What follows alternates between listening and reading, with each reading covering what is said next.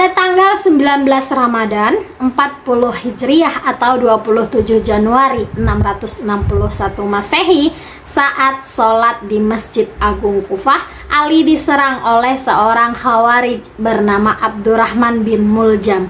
Dia terluka oleh pedang yang diracuni oleh Abdurrahman bin Muljam saat ia sedang bersujud ketika sholat subuh.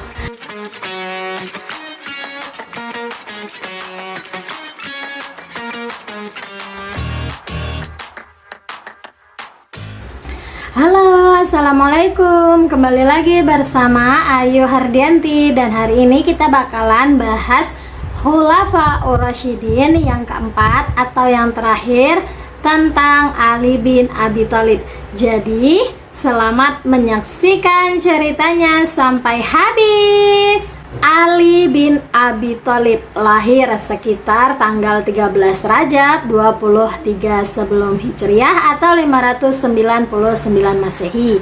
Meninggal 21 Ramadan yaitu pada 40 Hijriah atau 661 Masehi. Adalah khalifah keempat yang berkuasa. Dia termasuk golongan pemeluk Islam pertama dan salah satu sahabat utama Nabi Muhammad. Secara silsilah, Ali adalah sepupu dari Nabi Muhammad. Pernikahan Ali dengan Fatimah Az-Zahra juga menjadikannya sebagai menantu Nabi Muhammad. Sebagai salah satu pemeluk Islam awal, ia telah terlibat dalam berbagai peran besar sejak masa kenabian. Meski usianya terbilang muda bila dibandingkan sahabat utama Nabi Muhammad yang lain, ia mengikuti semua perang kecuali perang Tabuk. Pengusung Panji juga berperan sebagai sekretaris dan pembawa pesan Nabi Muhammad. Ia juga ditunjuk sebagai pemimpin pasukan pada perang Khaybar. Sepeninggal Nabi Muhammad, ia diangkat sebagai khalifah atau pemimpin umat Islam setelah Abu Bakar, Umar, dan Utsman. Dalam sudut pandang Sunni, Ali bersama tiga pendahulunya digolongkan sebagai Khulafaur Rasyidin. Di sisi lain, kelompok Syiah memandang bahwa ia yang harusnya mewarisi kepemimpinan umat Islam. Begitu mangkatnya Nabi Muhammad atas tafsiran mereka dalam peristiwa Ghadir Khum, membuat kepemimpinan tiga khalifah sebelumnya dipandang tidak sah. Masa kekuasaannya merupakan salah satu periode tersulit dalam sejarah Islam karena saat itulah terjadi perang saudara pertama dalam tubuh umat Islam yang berawal dari terbunuhnya Utsman bin Affan, khalifah ketiga. Terlepas dari perbedaan pendapat mengenai status Ali dan hak kepemimpinannya atas umat Islam, Sunni dan Syiah sepakat mengenai pribadinya yang saleh dan adil. Ali dilahirkan di Mekah, daerah Hijaz, Jazirah Arab pada tanggal 13 Rajab.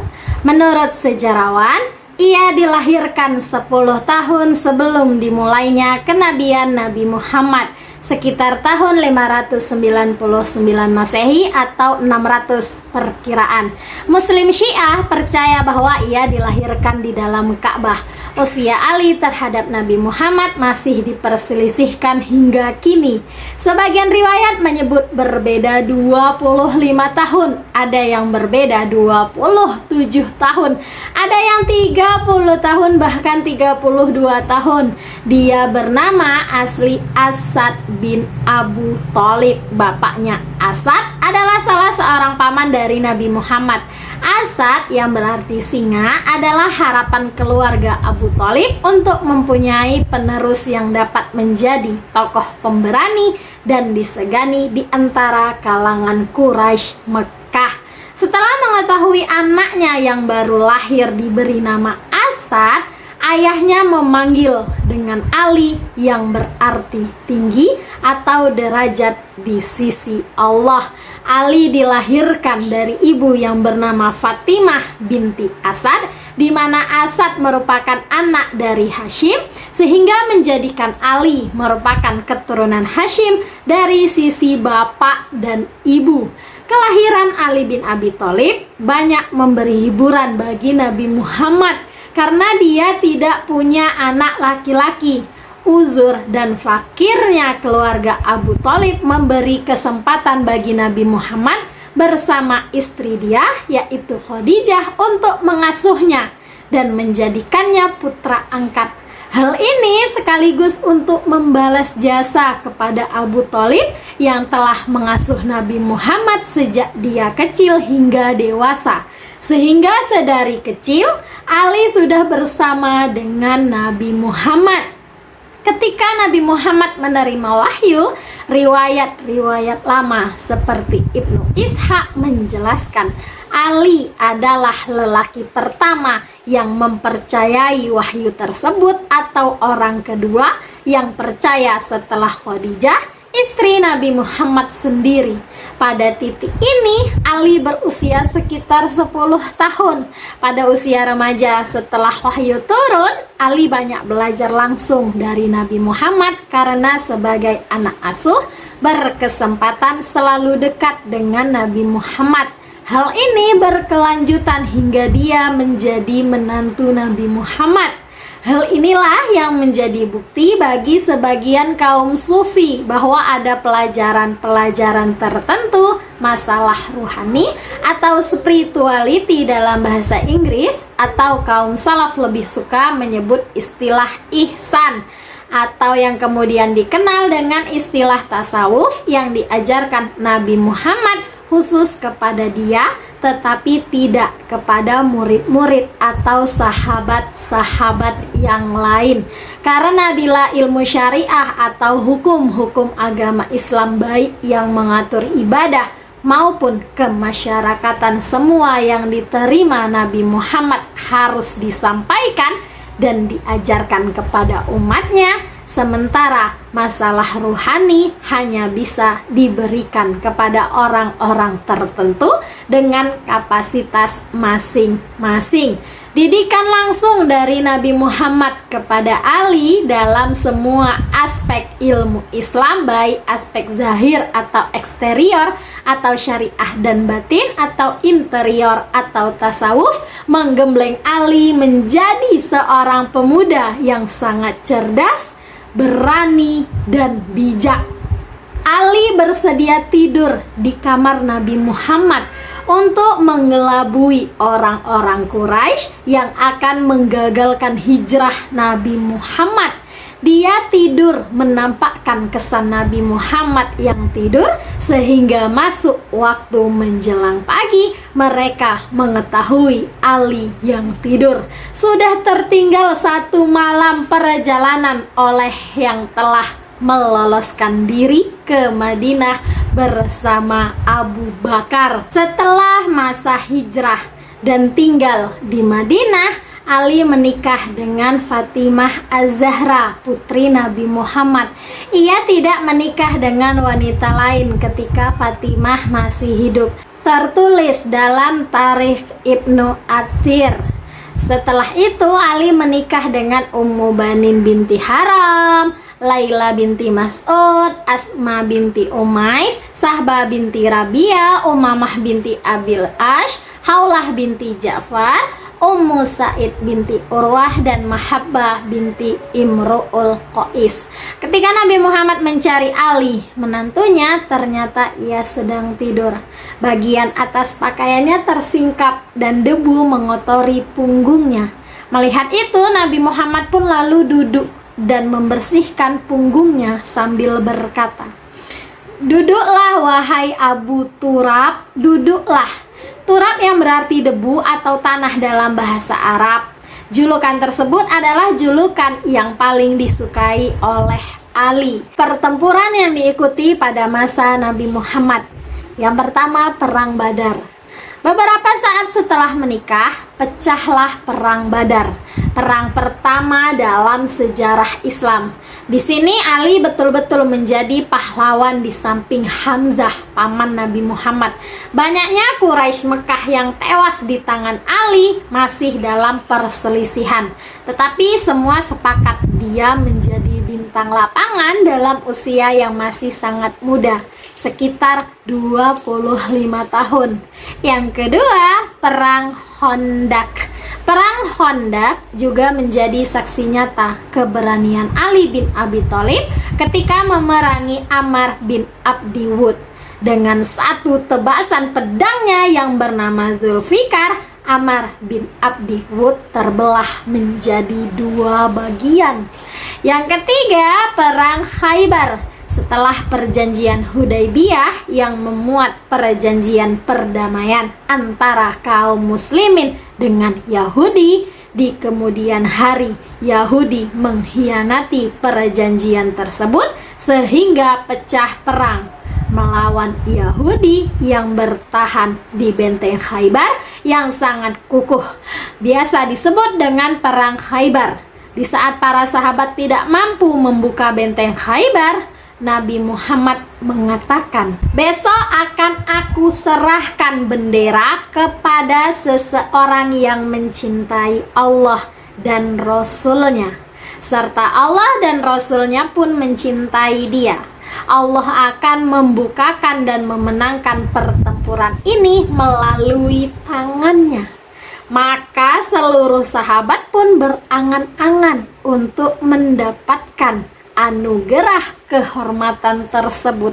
Namun ternyata Ali bin Abi Thalib yang mendapat kehormatan itu serta mampu menghancurkan benteng Khaybar dan berhasil membunuh seorang prajurit musuh yang terkenal jagoan dan pemberani bernama Marhab, lalu menebasnya dengan sekali pukul hingga terbelah menjadi dua bagian. Ada juga peperangan lain. Hampir semua peperangan yang terjadi ia ikuti kecuali Perang Tabuk, karena ia mewakili Nabi Muhammad untuk memimpin kota Madinah setelah kematian Nabi Muhammad. Sampai di sini hampir semua pihak sepakat tentang riwayat Ali bin Abi Thalib. Perbedaan pendapat mulai tampak ketika Nabi Muhammad meninggal dunia. Syiah berpendapat sudah ada wasiat atau berdasar riwayat Ghadir Hum bahwa Ali harus menjadi khalifah setelah kematian Nabi Muhammad. Tetapi Sunni tidak sependapat, sehingga pada saat Ali dan Fatimah masih berada dalam suasana duka, orang-orang Quraisy bersepakat untuk membaiat Abu Bakar. Urut riwayat dari Al-Yaqubi dalam kitab tarikhnya jilid 2 menyebutkan suatu peristiwa sebagai berikut. Dalam perjalanan pulang ke Madinah seusai menunaikan ibadah haji atau Hijjatul Wada, malam hari Nabi Muhammad bersama rombongan tiba di suatu tempat dekat Jifroh yang dikenal dengan nama Ghadir Hum. Hari itu adalah hari ke-18 bulan Zulhijjah. Ia keluar dari kemahnya kemudian berkhutbah di depan jamaah sambil memegang tangan Imam Ali bin Abi Thalib. Dalam khutbahnya itu antara lain dia berkata, "Barang siapa menganggap aku ini pemimpinnya, maka Ali adalah pemimpinnya.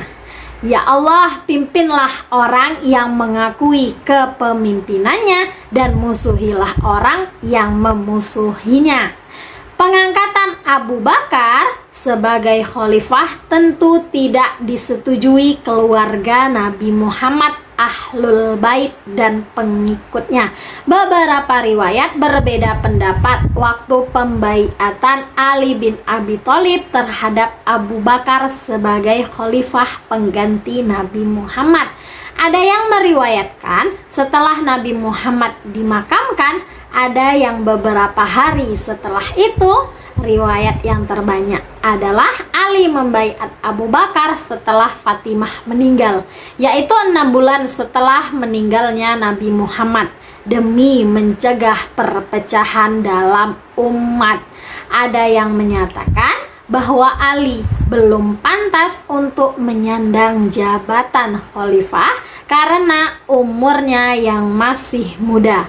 Ada pula yang menyatakan bahwa kekhalifahan dan kenabian sebaiknya tidak berada di tangan Bani Hashim saat Ali bin Abi Thalib sebagai khalifah. Peristiwa pembunuhan terhadap Khalifah Utsman bin Affan mengakibatkan kegentingan di seluruh dunia Islam yang waktu itu sudah membentang sampai ke Persia dan Afrika Utara. Pemberontak yang waktu itu menguasai Madinah tidak mempunyai pilihan lain selain Ali bin Abi Thalib sebagai khalifah. Waktu itu Ali berusaha menolak, tetapi Zubair bin Awam dan Talhah bin Ubaidillah memaksa dia, sehingga akhirnya Ali menerima baiat mereka, menjadikan Ali satu-satunya khalifah yang dibaiat secara massal. Karena khalifah sebelumnya dipilih melalui cara yang berbeda-beda.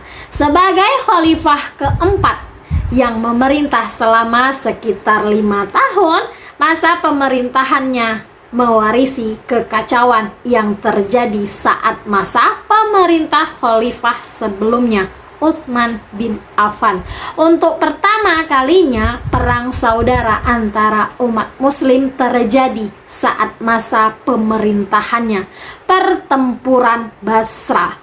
20.000 pasukan pimpinan Ali melawan 30.000 pasukan pimpinan Zubair bin Awam, Talhah bin Ubaidillah, dan Ummul Mukminin Aisyah binti Abu Bakar, istri Nabi Muhammad.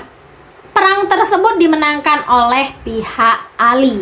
Peristiwa pembunuhan Khalifah Utsman bin Affan yang menurut berbagai kalangan waktu itu kurang dapat diselesaikan karena fitnah yang sudah terlanjur meluas dan sudah diisyaratkan akan terjadi oleh Nabi Muhammad ketika dia masih hidup, dan diperparah oleh hasutan-hasutan para pembangkang yang ada sejak zaman Utsman bin Affan, menyebabkan perpecahan di kalangan kaum muslim sehingga menyebabkan perang tersebut. Tidak hanya selesai sampai di situ, konflik berkepanjangan terjadi hingga akhir pemerintahannya. Pertempuran Siffin yang melemahkan kekhalifahannya juga berawal dari masalah tersebut. Ali bin Abi Thalib, seseorang yang memiliki kecakapan dalam bidang militer dan strategi perang, mengalami kesulitan dalam administrasi negara karena kekacauan luar biasa yang ditinggalkan pemerintahan sebelumnya. Pembunuhan di Kufah pada tanggal 19 Ramadan 40 Hijriah atau 27 Januari 661 Masehi, saat sholat di Masjid Agung Kufah, Ali diserang oleh seorang Khawarij bernama Abdurrahman bin Muljam. Dia terluka oleh pedang yang diracuni oleh Abdurrahman bin Muljam saat ia sedang bersujud ketika sholat subuh. Ali memerintahkan anak-anaknya untuk tidak menyerang orang-orang Khawarij tersebut. Ia malah berkata bahwa jika dia selamat, Abdurrahman bin Muljam akan diampuni. Sedangkan jika dia meninggal, Abdurrahman bin Muljam hanya diberi satu pukulan yang sama. Atau terlepas apakah dia akan meninggal karena pukulan itu atau tidak. Ia meninggal 2 hari kemudian pada tanggal 29 Januari 661 atau 21 Ramadan 40 Hijriah. Hasan bin Ali memenuhi kisos dan memberikan hukuman yang sama kepada Abdurrahman bin Muljam atas kematiannya. Keluarga Ali bin Abi Thalib, orang tua dan moyang. Ayahnya Imron hidup sekitar tahun 539 sampai sekitar 619. Lebih dikenal dengan nama Abu Thalib, pemimpin Bani Hashim, salah satu pelindung utama Nabi Muhammad di Mekah. Terdapat perbedaan pendapat utamanya antara kalangan Sunni dan Syiah, mengenai status keislamannya. Menurut Sunni, Abu Thalib tidak masuk Islam sampai akhir hayatnya, sementara Syiah memandang bahwa Abu Thalib adalah seorang Muslim. Kakeknya yaitu Syaibah bin Hashim, lebih dikenal dengan Abdul Muthalib. Neneknya yaitu Fatimah binti Amr dari Bani Makhzum. Ibunya yaitu Fatimah binti Asad. Kakek dari ibunya Asad bin Hashim, neneknya Fatimah binti Qais. Pasangan dan keturunan. Ali menikahi 8 istri setelah meninggalnya Fatimah Az-Zahra.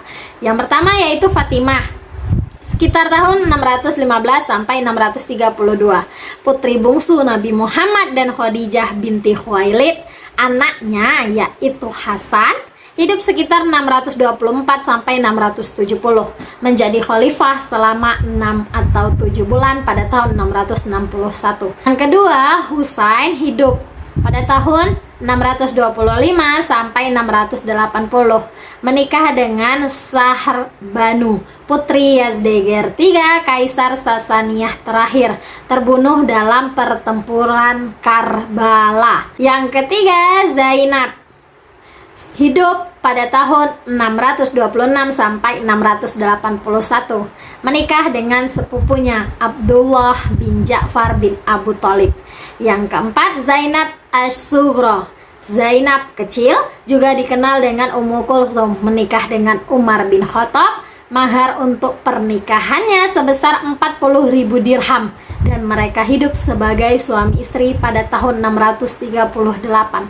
Tercatat Ummu Kulthum pernah memberikan hadiah parfum kepada Permaisuri Martina, istri Kaisar Romawi Timur Heraklius. Sebagai balasan, Martina menghadiahi kalung kepada Ummu Kulthum.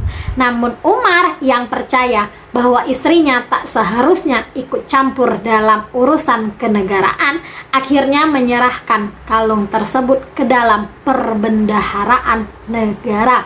Dalam sudut pandang Syiah, pernikahan antara Ummu Kulthum dan Umar adalah kisah rekaan. Yang kelima adalah Muhsin, terlahir meninggal. Istri yang kedua, Khawlah binti Ja'far dari Bani Hanifah. Saat masyarakat Yamamah menolak membayar zakat sepeninggal Nabi Muhammad, Khalifah Abu Bakar memerangi mereka. Khawlah dan beberapa wanita lain ditawan sebagai budak dan dibawa ke Madinah. Saat sukunya mengetahui nasib Asma, mereka mendatangi Ali bin Abi Thalib untuk membebaskannya dari perbudakan dan melindungi martabat keluarganya. Ali kemudian membeli Asma dan membebaskannya, kemudian menikahinya. Anaknya yaitu Muhammad bin Al-Hanafiyah, hidup pada tahun 637 sampai 700. Istri yang ketiga, Umamah binti Abi Al-As bin Ar-Rabi. Ibunya adalah Zainab, putri tertua Nabi Muhammad dan Khadijah binti Khuwailid. Ayahnya adalah Abu Al-As bin Ar-Rabi dari Bani Abdu Sams. Anaknya yaitu Muhammad Al-Awsat. Yang keempat, Fatimah binti Hizam, juga dikenal dengan Ummul Banin, berasal dari Bani Kilab. Anaknya yaitu Al-Abbas, Utsman, Abdullah, dan Ja'far. Istri yang kelima yaitu Laila binti Mas'ud, anaknya Ubaidillah dan Abu Bakar. Istri keenam, Asma binti Umais. Secara keseluruhan, Asma menikah sebanyak 3 kali dan Ali adalah suami terakhirnya. Suami pertama Asma adalah saudara Ali sendiri, Ja'far bin Abi Thalib. Suami keduanya adalah Khalifah Abu Bakar As-Siddiq. Anaknya yaitu Yahya dan Aun. Yang ketujuh, Asyahba binti Robi'ah. Anaknya yaitu Umar dan Ruqayyah. Dikatakan mengungsi ke anak benua India dan mendakwahkan Islam di sana setelah pertempuran Karbala. Yang kedelapan, Ummu Sa'id binti Urwah, anaknya yaitu Ummul Hasan dan Ramlah Kubro. Yang kesembilan, Mahabbah binti Imru'ul Qais, anaknya yaitu seorang putri, meninggal ketika masih kecil. Yang kesepuluh, Ummu Walad, anaknya yaitu Muhammad al-Asghar. Banyak keturunan Ali yang tewas terbunuh dalam pertempuran Karbala. Keturunannya yang masih ada saat ini merupakan para keturunan dari Hasan dan Husain, anak dari Fatimah, Muhammad bin Al-Hanafiyah, anak Khawlah, Abbas anak Ummul Banin, dan Umar anak As-Sahba. Keturunan Ali melalui putranya Hasan dikenal dengan Syarif, dan dari jalur Husain dikenal dengan Sayyid. Sebagai keturunan langsung Nabi Muhammad, mereka dihormati oleh Sunni dan Syiah.